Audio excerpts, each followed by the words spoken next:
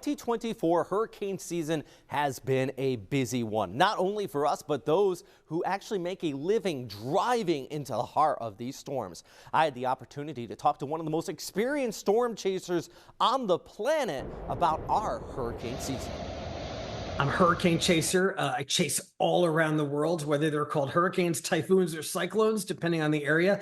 Up to this year, I've been in 79 hurricanes on the ground, which is a world record.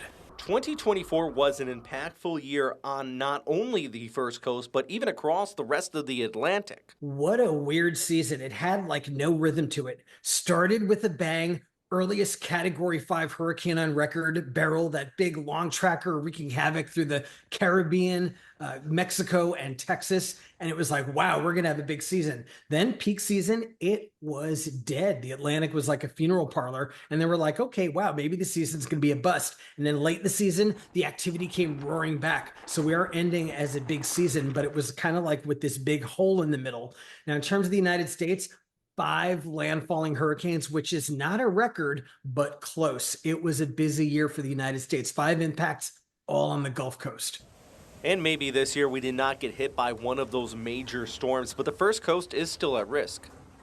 Now, folks look at Northeast Florida as the sort of the protected part of the state where, okay, you guys don't really get big impacts up there. And that's actually wrong. And your older viewers probably remember, if they were born sort of early enough, they remember Hurricane Dora of 1964, which I look at as sort of the benchmark hurricane impact for your region. Solid Category 2, really blasted Jacksonville, St. Augustine. That was a very big impact, and folks need to remember that history repeats itself. So I asked him his advice as we prepare for next year's hurricane season.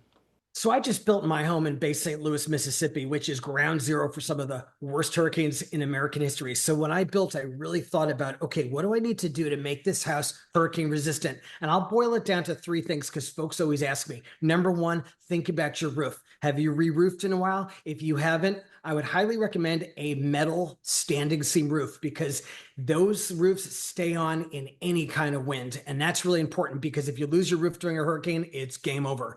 Number 2, think about your windows because those are often the most vulnerable part of your house. And I would say you have 2 options here. Either 1, go with impact glass, which doesn't shatter when flying debris hits it, or do what I did and have good solid shutters that close over those windows when you need to. And then number 3, think about the siding on your house. I look at the siding around my house as like its coat of armor.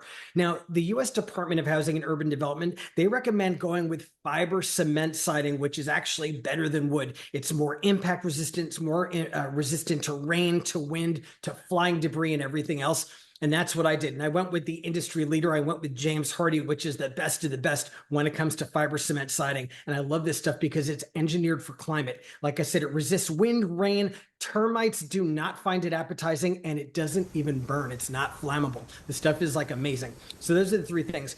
Good roof, a way to cover or protect your windows, and then the right siding. And all good advice as we wrap up the 2024 hurricane season and we look ahead into next year. I'm meteorologist Robert Spetta, First Coast News on your side.